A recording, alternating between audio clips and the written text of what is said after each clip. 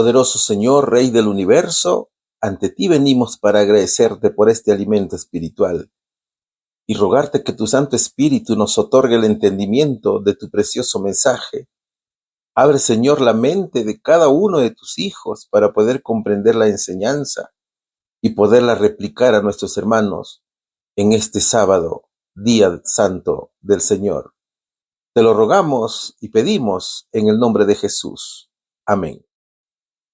El libro del profeta Isaías nos presenta un poderoso canto de alabanza a Dios soberano, justo y fiel. El profeta eleva su voz en adoración, reconociendo las obras maravillosas del Señor, su poder para destruir a los enemigos y su fidelidad para con los justos. Isaías celebra a Dios no solamente por sus juicios, sino también por su misericordia, por su protección y la esperanza futura de una paz duradera. Estas alabanzas no nacen de un momento de prosperidad, sino de una profunda comprensión del carácter divino y de la certeza de que Dios cumplirá sus promesas. Entonces, la alabanza se convierte en una respuesta natural y necesaria ante la revelación de quién es Dios y lo que Él ha hecho, incluso en medio de la adversidad. Estos capítulos nos invitan a unirnos al canto del profeta, reconociendo a Dios como nuestra fortaleza, como nuestro refugio y como nuestro Salvador. Ahora, el profeta Juan, el apóstol Juan, en el libro de Apocalipsis, contempló una multitud vestida de ropas blancas, aquellas que habían triunfado en la fe. Ellos estaban de pie sobre un mar resplandeciente como cristal, mezclado con fuego, y llevaban en sus manos las arpas de Dios, con voces unidas, y entonaban el cántico de Moisés, el siervo del Señor, y también el cántico del Cordero, celebrando la victoria divina y la fidelidad del Redentor. El tema que vamos a estudiar, mis queridos hermanos, se titula Alabanzas. Que la bendición de nuestro Señor Jesucristo esté siempre con cada uno de vosotros. Bienvenidos, mis hermanos. Bienvenidas, mis hermanas. Bienvenidos, amigos y amigas, al estudio de la Biblia. El Señor esté con cada uno de vosotros. Vamos a comenzar esta lección y lo vamos a hacer con la pregunta número 1, que dice lo siguiente: ¿cómo expresó el profeta Isaías su alabanza y gratitud por la liberación? Vamos a seguir estudiando el profeta Isaías, que ya lo venimos estudiando durante varias semanas. El capítulo es el capítulo 25, versículos del 1 al 3. Jehová, tú eres mi Dios, te exaltaré, alabaré tu nombre, porque has hecho maravillas, tus consejos antiguos son verdad y firmeza, porque convertiste la ciudad en montón, la ciudad fortificada en ruina, el alcázar de los extraños para que no sea ciudad, ni nunca más sea reedificado. Por esto te dará gloria el pueblo fuerte, te temerá la ciudad de agentes robustas, dicen estos versículos. Isaías canta de una manera profética, ¿no es cierto? Es una canción que no se limita a una sola victoria. El cántico está estrechamente relacionado con el triunfo sobre los enemigos arrogantes, lo cual encaja con la caída de Asiria como símbolo de la soberbia humana derrotada por Dios. ¿Te has preguntado alguna vez, mi querido hermano, por qué cantas al Señor? ¿Por qué canta el profeta? El profeta canta en alabanza a Dios por su justicia, por su fidelidad y poder para salvar a los humildes y destruir a los opresores, ¿no es cierto? Entonces nosotros también tenemos un motivo, el por qué cantamos, ¿verdad, hermanos? Tenemos que cantar con mucha alegría, con muchas ganas, con muchos deseos, ¿no es cierto? Tenemos que alabar al Señor por las maravillas que ha hecho con cada uno de nosotros. Hay varias razones por las cuales canta el profeta. Primero, por reconocimiento de la sabiduría de Dios. Isaías alaba a Dios porque lo reconoce como su Dios personal y soberano. Él exalta el nombre del Señor porque ha cumplido con fidelidad sus planes antiguos, sus consejos eternos, dice, demostrando que Dios es digno de confianza. Segundo, por el juicio contra los malvados. Así lo dice el versículo 2. Dios ha destruido ciudades enemigas, símbolos de orgullo humano y de opresión. Estas ciudades representan a los enemigos del pueblo de Dios. Entonces, la justicia divina pone fin a la arrogancia y al poder de los opresores, ¿no es cierto? Tercero, el profeta canta esperanza para los justos y humildes. Eso lo dice el versículo 3. La destrucción de los poderes opresores lleva a que incluso pueblos fuertes reconozcan y teman al Señor. Esto muestra que el juicio de Dios no solamente castiga, sino que también lleva a otros a rendirse ante su majestad. Ve, mi hermano. Esas son las razones por las que cantaba Isaías. Ahora, ¿de qué manera manifestó el profeta Isaías su agradecimiento y alabanza tras la liberación?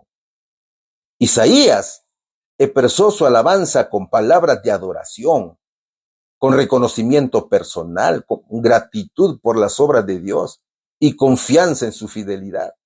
Ponga atención aquí, ponga atención a los versículos, mis hermanos, léelos con mucha atención. Primero, el profeta reconoce a Dios como su Dios personal. Isaías comienza con una declaración íntima y personal. No habla de Dios en términos distantes o genéricos, no. El profeta lo reconoce como su Dios, estableciendo una relación directa y cercana. Jehová, tú eres mi Dios, dice. Segundo, exaltando y alabando el nombre de Dios. El profeta eleva y honra al Señor por encima de todo. El nombre de Dios representa su carácter, su poder y su autoridad, ¿verdad, hermanos? Alabar el nombre es reconocer todo lo que Él es. Te exaltaré, alabaré tu nombre, señala el versículo. Tercero, admirando las maravillas que Dios ha hecho. Isaías agradece por las grandes obras de Dios, especialmente por la liberación y el juicio justo contra los enemigos del pueblo. Estas maravillas muestran el poder divino en acción. ¿Por qué has hecho maravillas? Canta el profeta. El profeta también está celebrando la fidelidad de los planes divinos. El profeta reconoce que lo que Dios planeó desde la antigüedad, es decir, desde sus propósitos eternos, se ha cumplido fielmente. Y esto refuerza la confianza en que Dios no cambia y siempre cumple con lo que promete. Tus consejos antiguos son verdad y firmeza, dice el pasaje. Mis hermanos, los cánticos eran muy bonitos en aquel tiempo y también deben ser muy bonitos ahora. En aquellos tiempos, en tiempos de Isaías, había celebración dentro y fuera del templo. En el templo, después de una victoria, el pueblo solía reunirse para dar gracias a Dios con cánticos, instrumentos y sacrificios. Era una celebración sagrada con elementos organizados. Era una alabanza formal con música y canto. Los cantos litúrgicos eran dirigidos por los levitas, con instrumentos sagrados. Se utilizaban instrumentos como las flautas o el jalil, usadas en celebraciones alegres, especialmente en peregrinaciones. Se usaban címbalos o los platillos que conocemos ahora. Se tocaban ritmos vibrantes con liras y arpas, con instrumentos de cuerda muy usados en alabanza. Se utilizaban trompetas de plata, usadas por los sacerdotes, especialmente en días festivos y momentos solemnes. El shofar o cuerno de carnero, tocado en eventos claves, como señal de victoria o convocación. Los cantores eran los levitas. Los levitas estaban encargados del canto en el templo. Los coros organizados cantaban salmos y alabanzas, a veces en forma de respuesta o alternancia. Es decir, un grupo canta y otro grupo responde, ¿no es cierto? Los salmos de victoria y gratitud eran comunes. Por ejemplo, el Salmo 118, el Salmo 20. Y segundo, habían celebraciones populares. Habían danzas, cantos y procesiones. ¿Cómo celebraba el pueblo fuera del templo? Con danzas, con panderos y cantos espontáneos, especialmente por las mujeres. Por ejemplo, Miriam tras cruzar el Mar Rojo. Eso lo encontramos en Éxodo capítulo 15, versículos del 20 al 21. Habían cantos de victoria compuestos en el momento, como el canto de Débora en Jueces capítulo 5, por ejemplo. Cantos con instrumentos, cantos y alabanzas por las calles o hacia el templo. ¿Cuáles son algunos ejemplos aquí? Vamos a puntualizar esto. En Éxodo capítulo 15, versículos del 1 al 21, encontramos el canto de Moisés y Miriam, ¿no es cierto? Que ya te lo dije. Tras cruzar el Mar Rojo. Era un cántico con frases poéticas, repetitivas y corales. Miriam y las mujeres danzaban con panderos. Después encontramos en 1 Samuel capítulo 18, versículos 6 y 7, donde las mujeres cantan tras la victoria de David. Saúl hirió a miles y David a sus 10,000. Eso decía el canto. Había el uso de danzas y panderos. También en Segunda de Crónicas, capítulo 20, versículos de 21 al 22, encontramos alabanza que precede a la victoria. El rey Josafat pone cantores delante del ejército, alabando la misericordia de Dios, que Dios derrota a los enemigos, mientras el pueblo canta. Entonces, todo era alegría. Y el profeta canta con alegría. Todo esto expresaba gratitud, gozo y reconocimiento de que la victoria era de Dios. Entonces, mis queridos hermanos, Isaías nos enseña que debemos alabar a Dios por su fidelidad, confiar en Él en medio de las luchas personales, en medio de las luchas sociales, recordar que la justicia divina prevalecerá, vivir con esperanza. Tenemos que aprender nosotros porque el mal no triunfará para siempre. Isaías dice que la grandeza de Dios no es solo para unos pocos, es incluso para los más poderosos que reconocerán su autoridad cuando vean su obra. Dios derriba sistemas, gobiernos o personas que se levantan con soberbia y violencia. Él defiende al oprimido y no permite que la injusticia reine para siempre. Aun cuando no entendamos lo que sucede en el mundo o en nuestra vida, Dios tiene un plan firme, mis hermanos, un plan fiel. Él no improvisa. El Señor lo que promete, eso es lo que cumplirá. Entonces, nuestro Dios es Cristo, que promete lo que cumple. Vamos a la respuesta. ¿Cómo expresó el profeta Isaías su alabanza y gratitud por la liberación? El profeta Isaías expresó su alabanza y gratitud reconociendo a Dios como su Dios personal, exaltando su nombre y alabándolo por cumplir sus planes fieles y maravillosos con justicia y verdad. Pregunta número 2. El subtítulo de esta pregunta dice himno de victoria. ¿Qué imagen se presenta en el himno de victoria para ilustrar la protección y seguridad de Dios hacia su templo? Isaías capítulo 25 versículos 4 y 5 dice lo siguiente: porque fuiste fortaleza al pobre, fortaleza al menesteroso en su aflicción, refugio contra el turbión, sombra contra el calor, porque el ímpetu de los violentos es como turbión contra el muro, como el calor en lugar seco, así humillarás el orgullo de los extraños, y como calor debajo de nube harás marchitar el renuevo de los robustos, dice la palabra de Dios. A ver, los versículos presentan varios aspectos. Y en verdad que es una ilustración panorámica y magistral que hace el profeta. Es muy didáctica, muy pedagógica.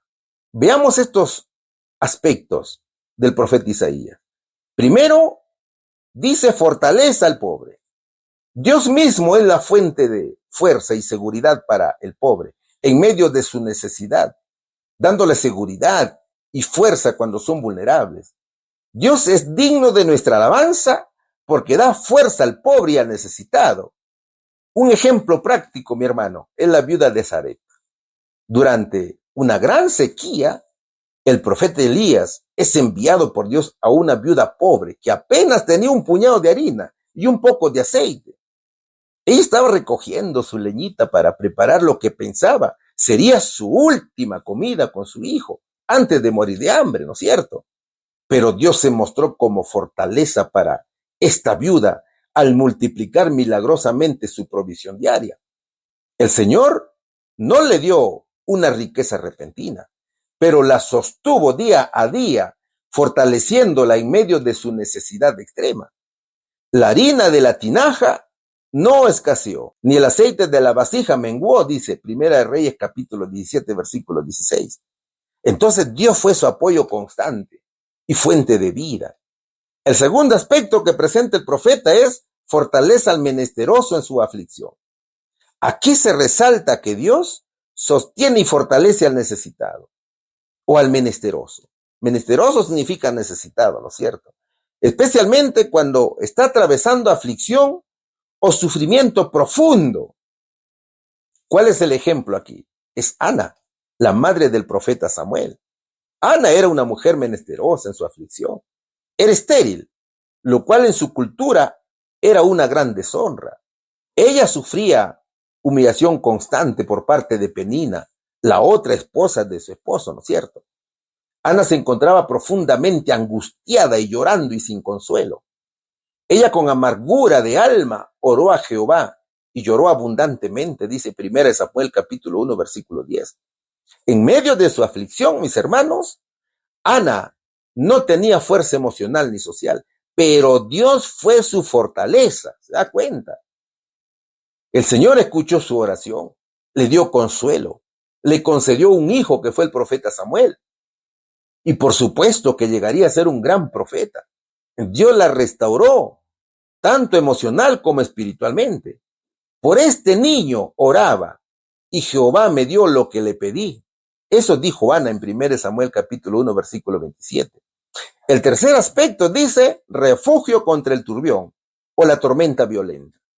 Dios es imagen de seguridad en tiempos caóticos. El término turbión se refiere a una tormenta repentina, violenta y destructiva, ¿no es cierto? Es una imagen del peligro extremo, del caos, de las amenazas que arremeten con fuerza inesperada.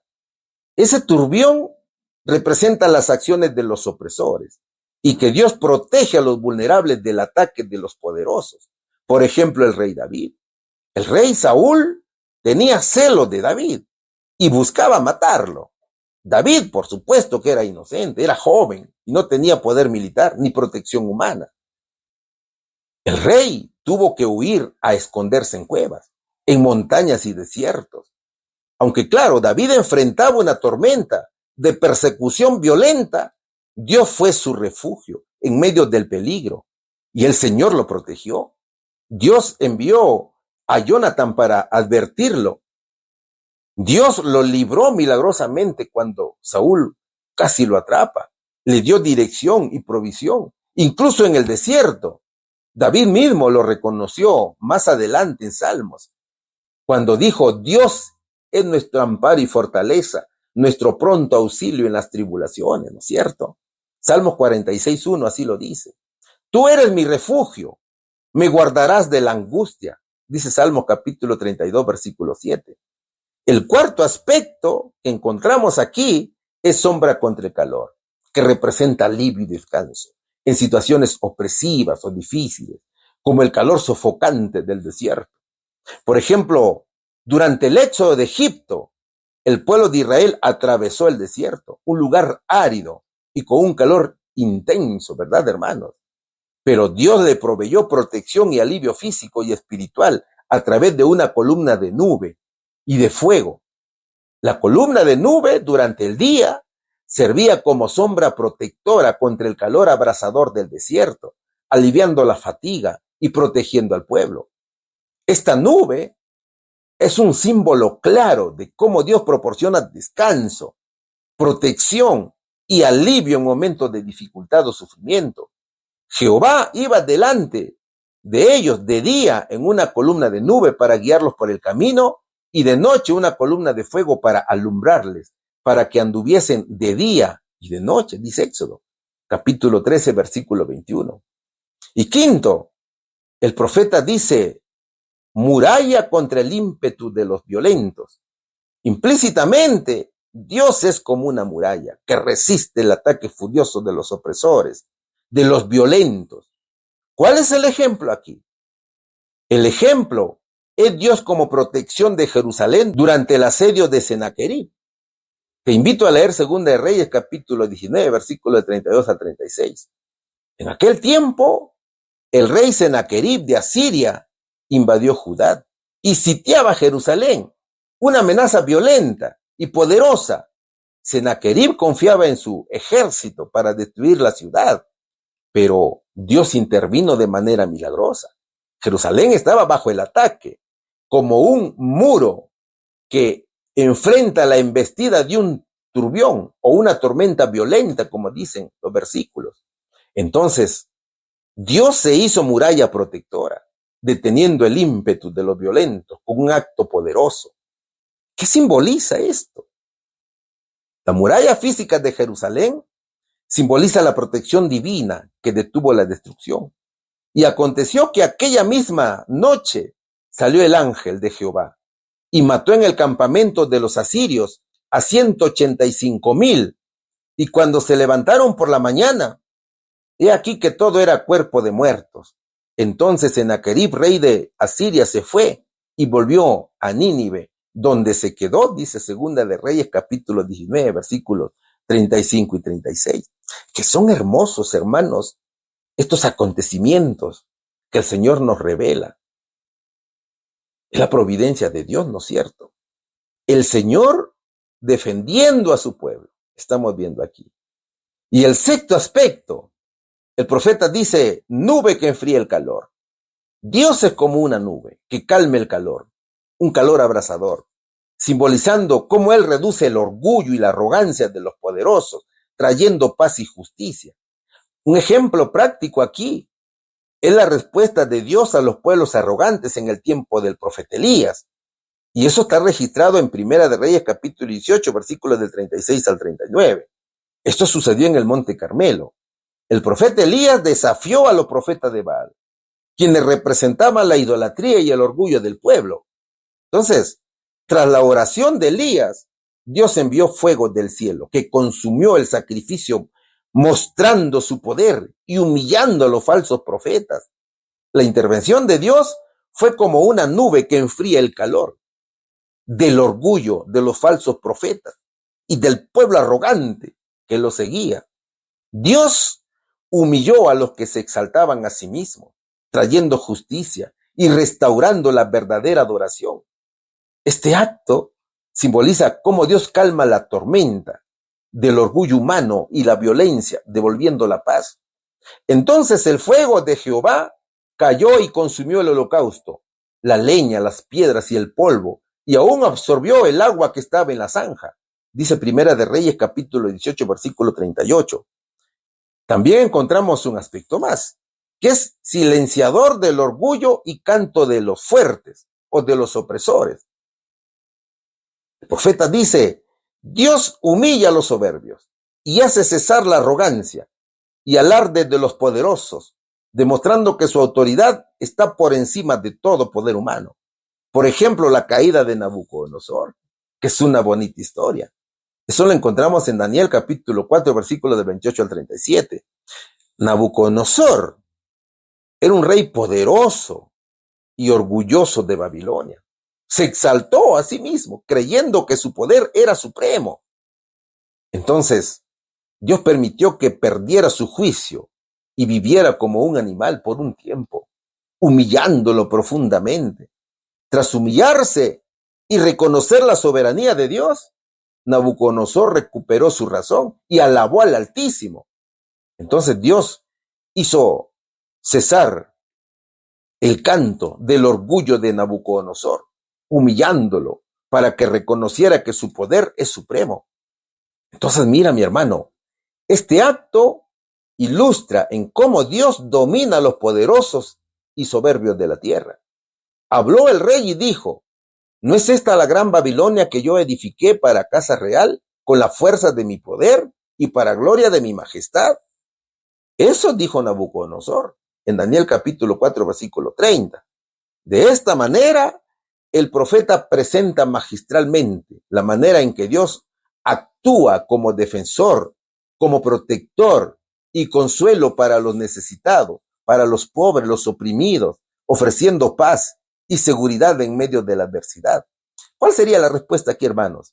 ¿Qué imagen se presenta en el himno de victoria para ilustrar la protección y seguridad de Dios hacia su pueblo? Dios es presentado como fortaleza, como refugio contra la tormenta, contra la sombra, contra el calor, y muralla que detiene a los violentos, humillando el orgullo de los opresores para proteger y dar seguridad a su pueblo. Pregunta número 3. Estamos estudiando la lección número 7, que lleva por título Alabanzas. ¿Cómo describieron los profetas su promesa de destruir la muerte y el sepulcro para siempre? Y en última instancia, liberar a su pueblo en la segunda venida de Jesús. ¿Qué esperanza ofrece esta promesa a los creyentes hoy? Seguimos estudiando el libro del profeta Isaías, capítulo 25, versículos 8 y 9. Y también Oseas, capítulo 13, versículo 14. Destruirá a la muerte para siempre y enjugará Jehová el Señor toda lágrima de todos los rostros y quitará la afrenta de su pueblo de toda la tierra, porque Jehová lo ha dicho. Y se dirá en aquel día: he aquí, este es nuestro Dios, le hemos esperado y nos salvará. Este es Jehová, a quien hemos esperado. Nos gozaremos y nos alegraremos en su salvación. De la mano del Seol los redimiré, los libraré de la muerte. Oh muerte, yo seré tu muerte y seré tu destrucción. Oh Seol, la compasión será escondida de mi vista. No hay nadie más poderoso que el Señor, ¿no es cierto? Cristo venció la muerte y Él es nuestro Salvador. El hombre fue creado para vivir y fue el diablo quien se encargó de introducir la muerte en el mundo con el pecado. La muerte fue introducida por la rebelión de Adán. Entonces, Isaías presenta una imagen poderosa y esperanzadora. Dios mismo destruirá la muerte de manera definitiva, eliminando el sufrimiento, las lágrimas y la vergüenza o la afrenta de su pueblo. Esto es una promesa de una transformación total, donde la muerte pierde su poder y el pueblo de Dios experimenta liberación y restauración. ¿Qué es lo que promete Dios? El Señor promete destrucción definitiva a la muerte. Para comprender la muerte hay que entender qué es la vida, ¿no es cierto, hermanos? Según Génesis capítulo 2, versículo 7, la vida es el resultado de la unión del polvo de la tierra más el aliento de vida dado por Dios. La vida o el alma o ser viviente, ¿no es cierto? Es igual al cuerpo físico más el aliento divino. Entonces, si la vida es la unión del cuerpo más el aliento de vida, la muerte es la separación de estos dos elementos. Eclesiastés capítulo 12, versículo 7 así lo dice. Es decir, el ser deja de existir. El ser deja de ser consciente. Ya no hay conciencia después de la muerte.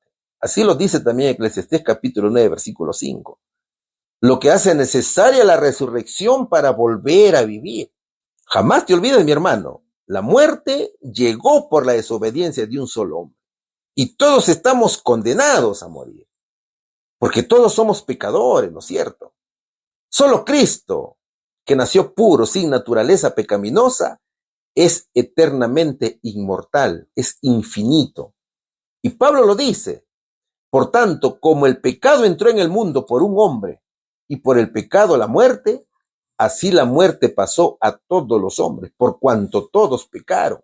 Mi hermano, eso lo dice Romanos capítulo 5, versículo 12. Entonces, Dios promete aniquilar la muerte para siempre, eliminando el poder y la presencia de la muerte como un enemigo final. La muerte no será una transición a un estado consciente de tormento, sino que será completamente destruida. Esa es la promesa que nos hace el Señor. Segundo, encontramos la eliminación del sepulcro o el Seol. El alma no va al cielo, ni al infierno, ni al purgatorio al morir, como muchos dicen. No, eso no es así, mi hermano. El alma o el ser permanece en un estado de inconsciencia hasta la resurrección. Siempre y cuando haya muerto en Cristo, volverá a vivir eternamente. Entonces, el sepulcro o la tumba es un lugar donde reposan los muertos en un estado de inconsciencia total, esperando precisamente la resurrección. Acuérdate que algunos resucitarán para vida y otros para muerte eterna. Porque los que viven saben que han de morir, pero los muertos nada saben, ni tienen más paga porque su memoria es puesta en olvido, dice el rey Salomón, en Eclesiastés capítulo 9, versículo 5. Es decir, el sepulcro no es un lugar de sufrimiento ni de gloria. El sepulcro es un lugar de sueños sin conciencia. Es el sepulcro que, entendido como el estado de inconsciencia o sueños de los muertos, perderá su dominio sobre los que son fieles a Dios en la primera resurrección, en la segunda venida de Cristo, que es la victoria definitiva sobre la muerte y también sobre el sepulcro. Así que no te confundas, mi hermano. Alma no es aquel elemento que es inmortal, que sigue consciente tras la muerte, como muchos creen, no. El alma no va al cielo, mi hermano, ni al infierno, ni al purgatorio al morir. El alma permanece en un estado de inconsciencia hasta la venida de Jesús, pues sale su aliento y vuelve a la tierra. En ese mismo día perecen sus pensamientos, dice Salmos, capítulo 146, versículo 4. Tercero, la liberación del pueblo de Dios. El pueblo será liberado del poder del Seol y la muerte, restaurando la vida eterna prometida desde la creación. Esto implica que la resurrección de los justos y la restauración completa de los redimidos, ¿no es cierto? Porque el Señor mismo, con voz de mando, con voz de arcángel y con trompeta de Dios, descenderá del cielo y los muertos en Cristo resucitarán primero. Eso dice el apóstol Pablo. La hermana White dice algo también muy bonito aquí. Todos los que murieron en la fe del mensaje del tercer ángel salen glorificados de la tumba para oír el pacto de paz que Dios hace con los que guardan su ley. Los que le traspasaron, los que se mofaron y se rieron de la agonía de Cristo, y los enemigos más acérrimos de su verdad y de su pueblo, son resucitados para mirarle en su gloria y para ver el honor con que serán recompensados los fieles obedientes. Imagínate, mi hermano, cómo se va a mostrar en aquel día Caifás, Anás y muchos más, por supuesto. Ellos serán avergonzados en aquel día. Cuarto, encontramos la consolación y eliminación del sufrimiento. Dios enjugará toda lágrima, quitando el sufrimiento, el dolor y la aflicción que la muerte y la injusticia han causado. La afrenta o la vergüenza y opresión será eliminada para siempre. Todo se acabará, ¿no es cierto? ¿Sabes, mi querido hermano? Llegará el momento en que la iglesia será terriblemente perseguida y muchos estarán encarcelados, otros serán humillados, pero dentro de ellos morará la paz. La iglesia triunfante sabe que el día grande del Señor está cerca. Entonces, mientras son humillados, va a ocurrir algo interesante. La hermana White dice, densas nubes cubren aún el firmamento. Sin embargo, el sol se abre paso de vez en cuando como si fuese el ojo vengador de Jehová. Fieros relámpagos rasgan el cielo con fragor, envolviendo la tierra en claridad de llamaradas. Por encima del ruido aterrador de los truenos, se oyen voces misteriosas y terribles que anuncian la condenación de los impíos. No todos entienden las palabras pronunciadas, pero los falsos maestros las comprenden perfectamente. Quinto, hay un cumplimiento en la segunda venida de Cristo. ¿Cuál es ese cumplimiento? La promesa se cumplirá plenamente en la segunda venida de Jesús, cuando el Señor resucite a los muertos justos y destruya a los impíos en el fuego final. Esta doctrina sostiene que la segunda venida de Cristo trae vida eterna y paz definitiva para los fieles. Una pequeña nube negra aparece en el cielo, reconocida por el pueblo de Dios como la señal del regreso de Jesús. A medida que se acerca, se transforma en una nube gloriosa y resplandeciente, con fuego en su base y un arco iris encima. Jesús viene en majestad, como un gran conquistador sentado en la nube. Tiene cabellos blancos, muchas coronas, pies como fuego, una hoz en una mano y una trompeta de plata en la otra. Sus ojos, como llamas de fuego, observan profundamente a sus hijos. Qué hermoso es este párrafo. Con cabezas levantadas, con los alegres rayos del sol de justicia brillando sobre ellos, regocijándose porque su redención se acerca, salen al encuentro del esposo diciendo: he aquí, este es nuestro Dios, le hemos estado esperando y nos salvará, dice Isaías capítulo 25, versículo 9. Y sexto, encontramos victoria sobre la muerte confirmada en el Nuevo Testamento. El apóstol Pablo confirma las profecías de Isaías y también del profeta Oseas. Pablo muestra que la victoria sobre la muerte es asegurada por la resurrección. Él dice: cuando esto corruptible se haya vestido de incorrupción y esto mortal se haya vestido de inmortalidad, entonces se cumplirá la palabra que está escrita: soberbia es la muerte en victoria. ¿Dónde está, muerte, tu aguijón? ¿Dónde, sepulcro, tu victoria? Dice 1 Corintios capítulo 15, versículos 54 y 55. Entonces, mis hermanos, la esperanza es grande. El Señor es nuestro Dios y a Él estamos esperando. Por tanto, tenemos un objetivo, ¿no es cierto? Tenemos que prepararnos como Dios manda, no como el humano lo ordena. El Señor, mis hermanos, ha dejado el cómo esperarlo, ¿no es cierto? ¿Qué hacer para esperarlo? Vamos a dar la respuesta, hermanos. ¿Cómo describieron los profetas su promesa de destruir la muerte y el sepulcro para siempre y en última instancia liberar a su pueblo en la segunda venida de Jesús? Dios destruirá la muerte para siempre, enjugará las lágrimas de su pueblo y los salvará en la segunda venida. Los fieles dirán con gozo: este es nuestro Dios, le hemos esperado y nos salvará. ¿Qué esperanza ofrece esta promesa a los creyentes de hoy? La esperanza es que la muerte no es el final, sino que Dios traerá consuelo, victoria y salvación eterna en la segunda venida de Cristo. Pregunta número 4. Seguimos estudiando la lección número 7. ¿Cómo se manifestó la confianza del pueblo en Dios?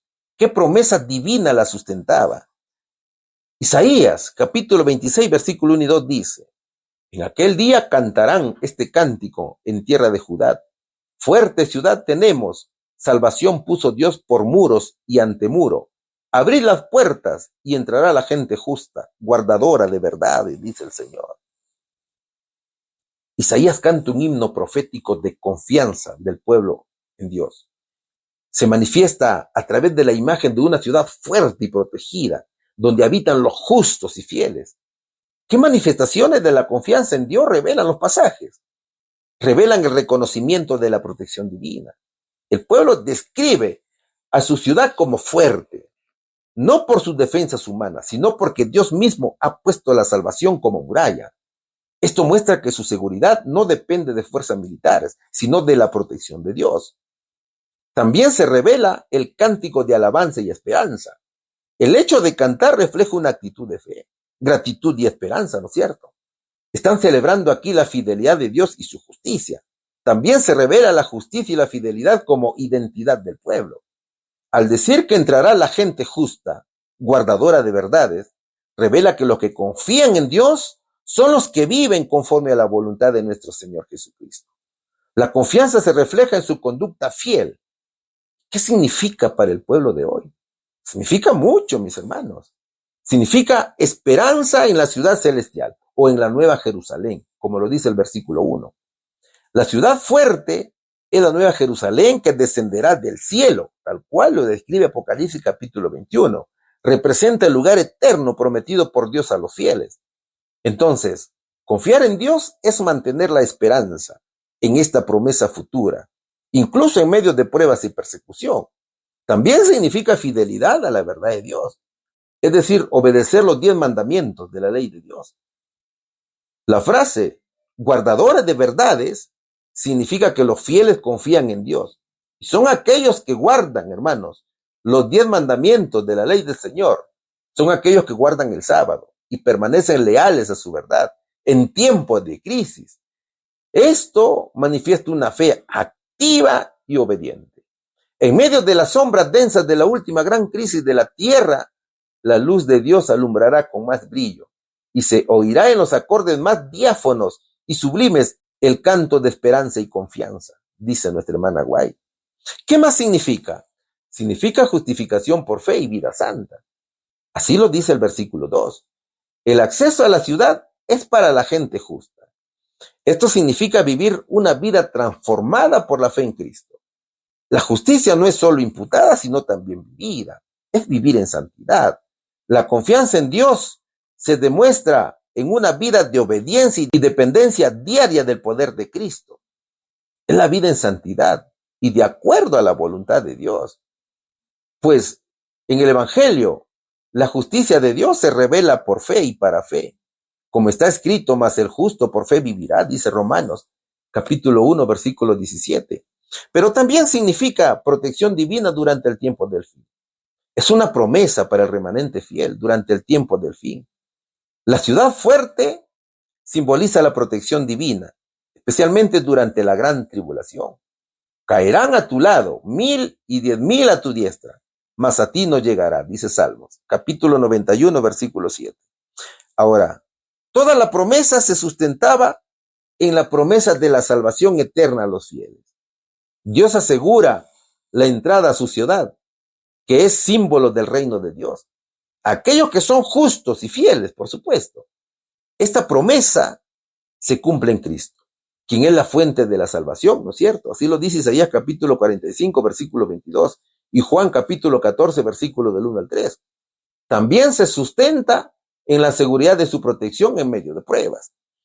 Dios, mis hermanos, promete ser como muro alrededor de su pueblo. Es decir, que el pueblo fiel será protegido por el Señor. Y también se sustenta en el hecho de la certeza del cumplimiento de las profecías. La promesa fiel sostiene la fe del remanente que espera la segunda venida de Cristo y el establecimiento de su reino eterno. Entonces, confiar en Dios implica creer que Él protegerá y salvará a su pueblo en los momentos más difíciles. Entonces, mis hermanos, la confianza se manifiesta en su esperanza, en la salvación y en la ciudad celestial, en su fidelidad a la verdad y los mandamientos de Dios, en su vida justa y obediente, en su fe en la protección divina, especialmente en los tiempos finales. Vamos a la respuesta, mis hermanos. ¿Cómo se manifestó la confianza del pueblo en Dios? Se manifestó al guardar con firmeza un pensamiento de paz y al abrir las puertas para que entrara una nación justa y fiel. ¿Qué promesa divina lo sustentaba? La promesa divina era que Dios guardaría en perfecta paz a quienes confiaran en Él y mantuvieran sus pensamientos firmes en el Señor. Pregunta número 5. Seguimos estudiando la lección número 7, que lleva por título Alabanzas. ¿Cuál es la garantía de paz y estabilidad para aquellos que confían en Dios? Isaías capítulo 26, versículos 3 y 4 nos va a dar la respuesta. Tú guardarás en completa paz a aquel cuyo pensamiento en ti persevera, porque en ti ha confiado. Confía en Jehová perpetuamente, porque en Jehová el Señor está la fortaleza de los siglos. Eso nos dice la palabra del Señor. Y los versículos hablan de una completa paz, ¿no es cierto? Otras versiones dicen perfecta paz. Pero, ¿qué significa perfecta o completa paz en Jesús? Paz total o perfecta en el idioma hebreo es repetir una palabra. Es una forma de intensificar su significado. Entonces, la completa paz en hebreo significa shalom, shalom. Es decir, shalom, shalom no se refiere simplemente a la ausencia de conflicto, sino a una paz completa, plena, integral, una paz en el corazón, en la mente, en el cuerpo, en las relaciones y las circunstancias. Es paz perfecta, es paz duradera, es paz verdadera, ¿ve, mi hermano? Cristo promete esta paz a quienes mantienen su mente firme en Él y confían plenamente en su justicia.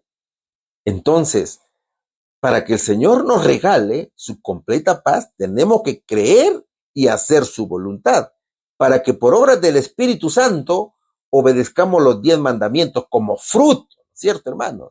Entonces, el Señor dará su paz. Qué bonito que es esto, hermanos. que es hermoso estudiar estos versículos. En resumen, shalom, shalom, o completa paz, es una expresión de descanso profundo en Dios, independientemente de las circunstancias externas. Es una paz que el mundo no puede dar ni quitar. Por eso que el Señor Jesucristo decía, la paz os dejo, mi paz os doy. Yo no os la doy como el mundo la da. No se turbe vuestro corazón ni tenga miedo. Eso dice Juan capítulo 14, versículo 27. Entonces, cuando el versículo dice, guardarás en completa paz, Dios promete mantener en paz total. Shalom, en hebreo, implica bienestar integral, salud, prosperidad, seguridad, armonía, integridad y estabilidad. La promesa es a quien se mantiene enfocado y confiado en él.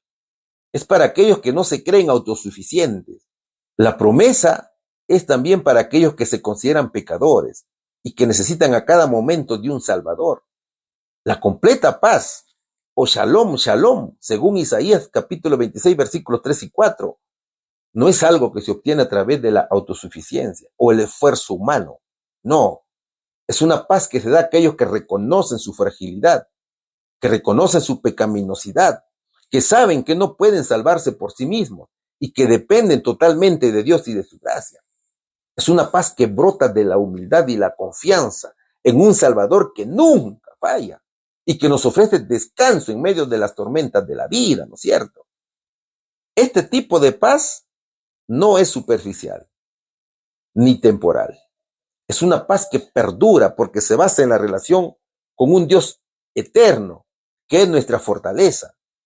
La hermana White dice, hay quienes tratan de guardar todos los mandamientos de Dios, pero muchos de ellos no están a la altura de sus privilegios y no le piden nada al Señor. Las promesas de Dios son para los que guardan sus mandamientos y hacen las cosas que le agradan. Eso dice la hermana White. Es decir, hace una advertencia contra la autosuficiencia espiritual. Ella dice que a pesar de su obediencia externa, no están viviendo en la plenitud de lo que Dios quiere darles. Hay una riqueza de promesas y bendiciones que son espirituales y que están disponibles, pero no se reciben si no se piden. Y si no se vive en dependencia de Dios, entonces muchos se privan de la paz, de la fortaleza y el gozo que Dios quiere darles, simplemente porque no viven a la altura de su privilegio como hijos de Dios, que es confiar, pedir, esperar y descansar en Él. Entonces, la obediencia sin confianza y dependencia puede parecer correcta externamente, pero carece de la vida, de la paz y el poder que solo provienen de una relación viva con Dios. Los pasajes también dicen, cuyo pensamiento en ti persevera. Es la estabilidad que viene de una mente firme, que no se desvía, sino que está centrada en Dios. Perseverar implica constancia. Entonces, para tener una mente que persevera en Dios, tenemos que meditar diariamente su palabra. Tenemos que orar constantemente. Tenemos que renovar la mente con la verdad. Tenemos que rechazar pensamientos de temor o duda y reemplazarlos con la verdad de Dios. Tenemos que recordar constantemente su carácter, su amor, su fidelidad, su poder, su justicia y gracia. Entonces, cuando el profeta dice, cuyo pensamiento en ti persevera, describe al creyente que ha decidido centrar su vida y su mente en Dios, que no depende de su propia comprensión, sino que ha aprendido a descansar en el carácter del Señor. Esa perseverancia mental y espiritual no es pasiva, sino que es una práctica constante de fe. Y el resultado que Dios promete es paz completa, paz profunda y estable también. Porque en ti ha confiado, dice el versículo. Esto señala la confianza activa en Dios, que es la base para esa paz. Nos revela una relación íntima de dependencia, entrega y seguridad en Dios. Confiar es apoyarse completamente en el Señor, ¿no es cierto? Es depender, es sentirse seguro, es depositar plena esperanza, es apoyarse firmemente, es confianza activa, no simplemente es creer que Dios existe, sino apoyar toda tu vida en Él, mi querido hermano. Es como cuando una persona se siente en una silla sin dudar si la sostendrá.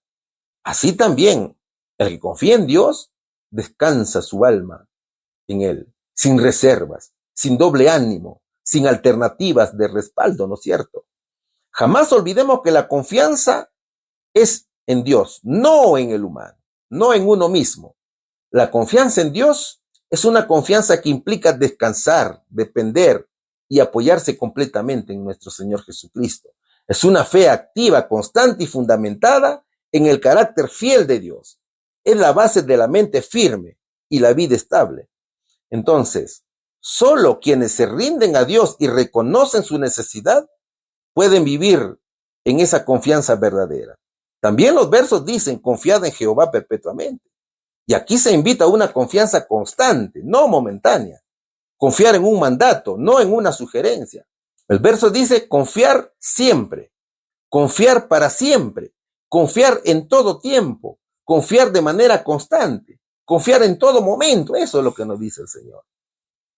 Confiar en Dios no depende de que todo salga bien. No termina cuando llegan las pruebas. No se suspende cuando no entendemos lo que Dios está haciendo. Confiar en Dios es una confianza que permanece durante toda la vida o incluso más allá de la vida. Una confianza eterna es un Dios eterno. Entonces, confiar en Jehová es confiar en su fidelidad eterna. Es que el Señor no cambia, ¿no es cierto? Es confiar en su presencia constante, porque nuestro Señor es el yo soy. Es confiar en su poder soberano, porque Cristo es el creador. Es decir, es una confianza basada no en emociones, sino en el carácter inmutable de Dios. La confianza perpetua sostiene la debilidad, trae paz en la incertidumbre, fortalece en la tentación, provee gozo en medio del sufrimiento. Dicho en otras palabras y de manera sencilla, es confiar perpetuamente, es buscar a Dios en la mañana, al mediodía y al anochecer. ¿Ve, mi hermano? Es confiar en Cristo cuando entiendes y cuando no entiendes. Es acercarse a Él en la alegría y en la tristeza. Es reconocer tu dependencia constante y no solo ocasional. Es entregarle tus cargas una y otra vez porque su fidelidad no caduca. El versículo también dice, porque en Jehová está la fortaleza de los siglos. Dios es una roca eterna, una fuente segura e inmutable de seguridad. Dios es el único refugio verdadero y permanente. El Señor, Él es nuestra fortaleza. No solo nos da fortaleza, sino que Él mismo es nuestra fortaleza. Eso debemos entender. Y esa fortaleza nos da en todo tiempo. Es una fortaleza eterna el Señor. La protección y poder de Dios no se acaban con el tiempo, ni se agotan, ni se ven afectadas por circunstancias. Es confianza en su fortaleza. Es que cuando confiamos en Él, en su poder eterno, encontramos la paz y la estabilidad que no podemos hallar en ningún otro lugar. ¿Se da cuenta? Entonces, tenemos que preguntarnos aquí, a medida que enfrentamos las pruebas de la vida, por supuesto, ¿dónde estamos buscando nuestra fortaleza? Si confiamos en Dios como nuestra fortaleza eterna, podemos tener la seguridad de que Él nos sostiene y nos da la paz perfecta que solo Cristo puede ofrecer. Mis hermanos, tenemos enfrente grandes aprendizajes. El profeta Isaías nos exhorta a depender totalmente de Dios, reconociendo que somos débiles al pecado. Tenemos que confiar según la voluntad de Dios. Jamás confiemos en Dios de acuerdo a nuestra manera. Nosotros tenemos que confiar en Jesús como nuestro Salvador y como Él quiere, mis queridos hermanos. Vamos a la respuesta. ¿Cuál es la garantía de paz y estabilidad para aquellos que confían en Dios? El mismo Jesús los guarda en completa paz, porque su mente persevera en Él y su confianza está firmemente puesta en su fortaleza eterna. Pregunta número 6. Estamos estudiando la lección número 7 que dice alabanzas. ¿Cómo exhortaron los profetas al remanente del pueblo de Dios a prepararse para la destrucción inminente antes que terminara su tiempo de gracia? Isaías capítulo 26 versículos 20 y 21 dice, anda pueblo mío, entra en tus aposentos, cierra tras ti tus puertas, escóndete un poquito por un momento, en tanto que pasa la indignación, porque he aquí que Jehová sale de su lugar para castigar al morador de la tierra por su maldad contra él, y la tierra descubrirá la sangre derramada sobre ella, y no encubrirá ya más a sus muertos. Apocalipsis capítulo 22, versículos 11 y 12 dice, el que es injusto, sea injusto todavía, y el que es inmundo, sea inmundo todavía, y el que es justo, practique la justicia todavía, y el que es santo, santifíquese todavía. He aquí yo vengo pronto, y mi galardón conmigo, para recompensar a cada uno según sea su obra, dice la palabra de Dios. Isaías, como mensajero del Señor, proclama un mensaje de advertencia y esperanza en medio de tiempos de juicio e indignación divina. Mis hermanos, Dios extiende una invitación misericordiosa a su pueblo. Venid, pueblo mío, entra en tus cámaras, cierra tras ti tus puertas, escóndete por un momento, en tanto que pasa la ira, dice el versículo. Esta imagen evoca la protección divina durante una temporada de purificación y castigo sobre la tierra. El profeta no solamente anuncia la venidera indignación, sino que también revela el carácter compasivo de Dios, quien no desea la destrucción de los justos. El profeta anuncia el fin de la gracia para aquellas ciudades, así como en los días del Éxodo, por ejemplo, cuando la sangre de los dinteles protegió a los israelitas, ¿no es cierto? Nuevamente el Señor llama a su pueblo en esta oportunidad a un acto de fe, a un acto de obediencia, a retirarse del bullicio del mundo, a buscar la intimidad con Dios y esperar en Él, hasta que la tormenta pase, dice. Esta profecía apunta tanto a un evento histórico como a una verdad espiritual más amplia, que en medio del juicio, Dios sigue siendo refugio seguro para los que le temen. Es una llamada a confiar en su justicia, a vivir en santidad y recordar que su indignación no es eterna, sino que sirve a sus propósitos de redención y restauración. Ahora, la invitación no era solamente para aquellos tiempos. La invitación a buscar refugio y encontrar la paz completa es también para hoy. El Señor está indignado. ¿Sabes por qué, mi hermano? Por la maldad que existe en el mundo. Entonces, es tan importante que cada creyente estudie la palabra de Dios, que se refugie en el Señor, que retenga lo estudiado. El profeta anuncia el cierre de la gracia, que es el fin del juicio investigador. Es decir, en estos tiempos, cuando suceda el fin del juicio investigador, ya no hay posibilidad de cambio de estado espiritual. Cada persona queda sellada como justa o injusta, ¿no es cierto? La indignación anunciada se refiere también a las 7 plagas últimas que ocurrirán. En este contexto, los justos estarán protegidos, como lo estuvieron los israelitas en Egipto durante las plagas, ¿verdad, hermano? El esconderse en Isaías no es huir físicamente, sino es una invitación al recogimiento espiritual, a la confianza total en Dios, mientras Dios ejecuta su justicia. Entonces, luego del juicio hay una recompensa. Y Apocalipsis capítulo 22, versículo 12, anuncia que Cristo viene con recompensa, lo cual sigue directamente al cierre de la gracia. Esta venida es el retorno glorioso de nuestro Señor, cuando los fieles serán rescatados. Muchos estarán perseguidos, muchos estarán encarcelados, muchos estarán siendo abusados por los enemigos, y es en ese momento que llega el Señor a rescatarlos. Entonces, hay un llamado aquí implícito a buscar la santidad mientras hay tiempo. Querido amigo, jamás postergue la decisión de seguir a Dios. Hoy es el tiempo para cambiar, para arrepentirse, para buscar a Dios, porque vendrá un momento en que será demasiado tarde y cada uno será eternamente lo que ha decidido ser. O injusto e inmundo, que representa a los impíos, los que rechazaron a Dios y su verdad, o justo y santo, que representan a los fieles, los que vivieron según la voluntad de Dios. La decisión es nuestra, mi querido hermano.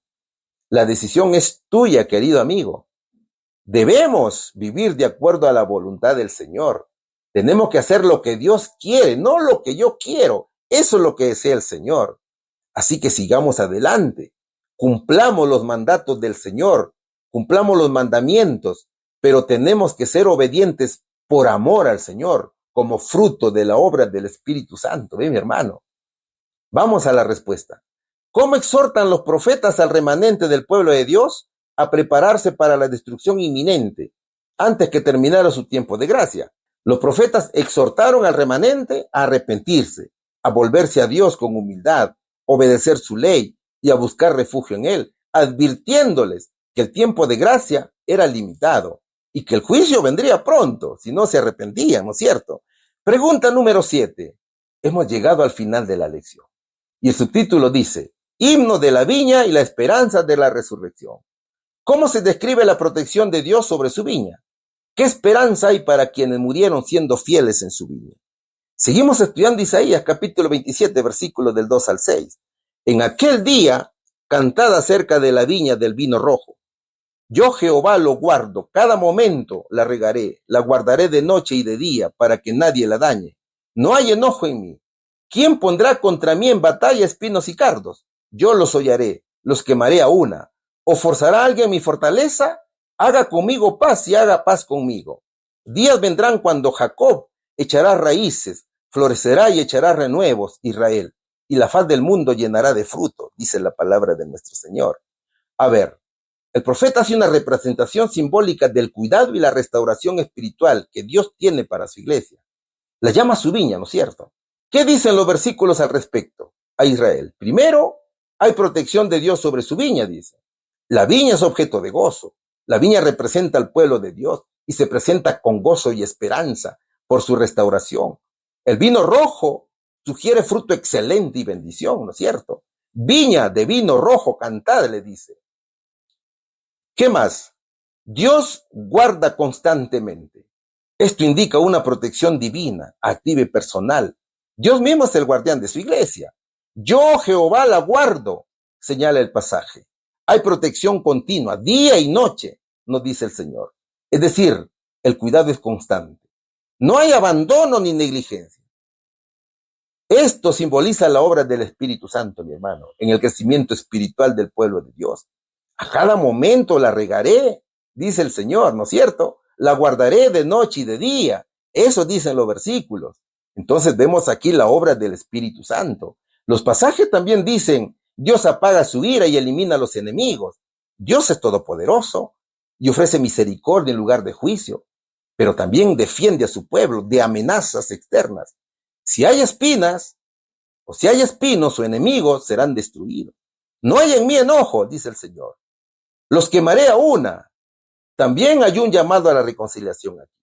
Dios invita a todos, incluso a los enemigos, a buscar su protección, a arrepentirse, ¿no es cierto?, a pedir perdón y a hacer la paz. La gracia está abierta a quienes se arrepientan, mis hermanos. Por eso el Señor dice, ¿o forzará a alguien mi fortaleza? Haga conmigo. Eso dice el Señor. También encontramos aquí el fruto y la expansión futura. Se habla de un crecimiento espiritual y numérico del pueblo de Dios. Se anticipa un gran avivamiento y misión mundial. Días vendrán cuando Jacob echará raíces y florecerá y echará renuevos. Es bendición para el mundo.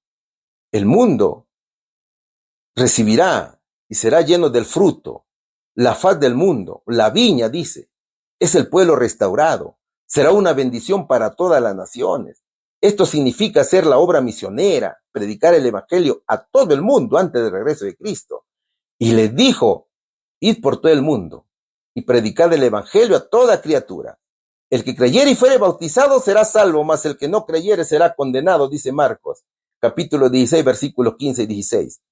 Entonces, mis hermanos, hay una esperanza en Jesús. Inclusive, a aquellos que murieron y no recibieron la recompensa, también ellos tienen esperanza para los fieles muertos en la viña. La esperanza para los que murieron siendo fieles en la viña es la resurrección gloriosa cuando Cristo regrese. Ellos verán el cumplimiento del propósito de Dios, participarán de su reino y disfrutarán del fruto eterno de la obra que ayudaron precisamente a plantar. Conforme a la fe, murieron todos estos sin haber recibido lo prometido, sino mirándolo de lejos y creyéndolo y saludándolo y confesándolo que eran extranjeros y peregrinos sobre la tierra, dice Hebreos, capítulo 13, versículo 13. Ahora, En sus visiones proféticas, Isaías contempla una escena gloriosa. Aquellos que vencieron y salieron victoriosos de la tumba se encuentran ahora llenos de gozo en la presencia de su Creador, reunidos en la eternidad. Disfrutan de una comunión directa y cercana con Dios, tal como lo hizo Adán en el Edén antes de la caída. Ellos conversan con el Señor libremente, sin temor ni barrera alguna, como hijos amados que han sido restaurados completamente a la pureza original. La armonía perdida por el pecado ha sido plenamente recuperada y ahora son redimidos y transformados. Ellos disfrutan de una relación plena y eterna con su Hacedor. La hermana White dice, se oye la voz del Hijo de Dios llamando a los santos que duermen y al contemplarlos saliendo de la cárcel de la muerte. Entonces el profeta exclama, tus muertos vivirán, junto con mi cuerpo muerto resucitarán. Despertad y cantad, moradores del polvo, porque tu rocío, cual rocío de hortalizas, y la tierra echará a los muertos, dice el profeta Isaías, capítulo 16, versículo 19. ¿Y qué dice el apóstol Pablo? Pablo también dice algo hermoso. El apóstol dice, porque el Señor mismo, con voz de mando, con voz de arcángel y con trompeta de Dios, descenderá del cielo. Y los muertos en Cristo resucitarán primero, dice. En Primera de Tesalonicenses, capítulo 4, versículo 16. Qué bonito, hermanos. Hermanos míos, un poquito de tiempo y la escritura se cumplirá. Las señales visibles anuncian que el mundo está llegando a su fin. Por tanto, tenemos que ser perseverantes en nuestro objetivo al cielo. Hagamos, mis hermanos, la voluntad de Dios. Hagamos la obra misionera. Salvemos almas, porque Cristo viene con su galardón para recompensar a cada uno según sea su obra. ¿Y qué pasa si no hacemos la obra misionera? No habrá recompensa, ¿no es cierto? No habrán coronas. Entonces, tenemos que trabajar para salvar almas para la iglesia del Señor Jesucristo. ¿Cuál sería la respuesta aquí? ¿Cómo se describe la protección de Dios sobre su viña? Dios protege su viña con cuidado constante y personal, rogándola y guardándola día y noche, eliminando los enemigos y asegurando su crecimiento y fructificación. ¿Qué esperanza hay para quienes murieron siendo fieles en su viña? La esperanza para quienes murieron siendo fieles en la viña de Dios es la resurrección gloriosa. Serán levantados del polvo para vivir eternamente con su Creador y disfrutar del fruto de su fidelidad, mis queridos hermanos. A ver, hoy hemos estudiado un cántico de alabanza que reconoce la grandeza y la fidelidad de Dios, quien cumple sus planes con perfección en un mundo cambiante. Mi hermano, este pasaje entonces nos invita a confiar en la soberanía divina, incluso cuando enfrentamos ruinas o desafíos. Alabar a Dios significa reconocer que en medio de las pruebas, Él sigue siendo refugio para los pobres, sigue siendo sombra contra el calor y protección ante la tormenta. Es una invitación a no perder la esperanza y a proclamar con gozo: he aquí nuestro Dios, le hemos esperado y nos salvará. También hemos estudiado alabanza como expresión de confianza y paz que destaca una ciudad fuerte y protegida por Dios, donde habita la justicia y la fidelidad. El mensaje es claro. La alabanza es también una forma de depositar plena confianza en Dios. Tú guardarás en completa paz a aquel cuyo pensamiento en ti persevera. En tiempos de ansiedad o incertidumbre, alabar con fe nos arraiga en la verdad de que Dios es la roca eterna. Además, el texto llama a los humildes a confiar mientras advierte a los altivos que serán derribados, recordándonos que el orgullo no tiene lugar en una vida de adoración genuina.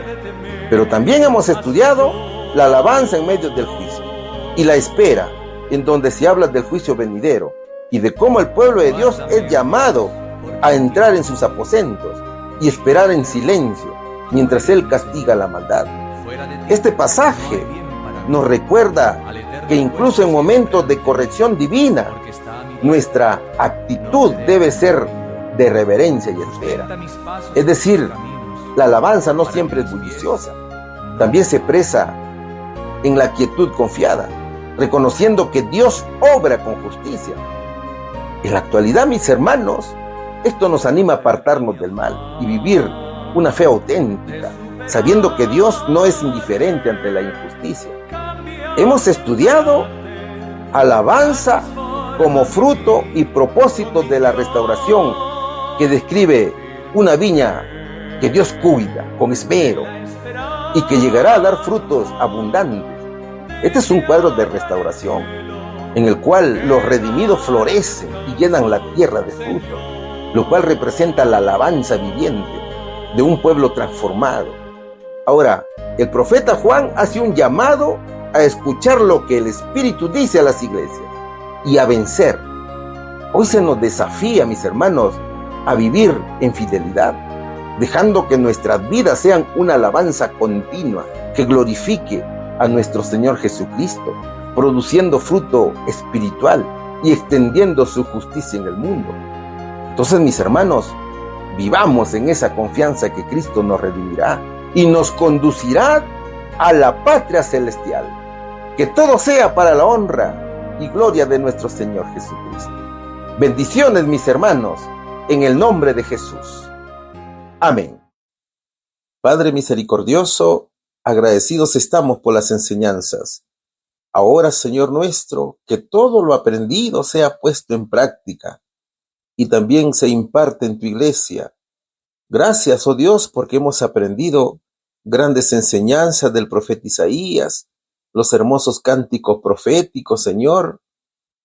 Te damos las gracias por todos estos mensajes hermosos que nos has impartido en este día. Y si es tu voluntad, permite que el próximo sábado estemos juntos compartiendo tu verdad. Te lo pedimos en el nombre de Jesús. Amén.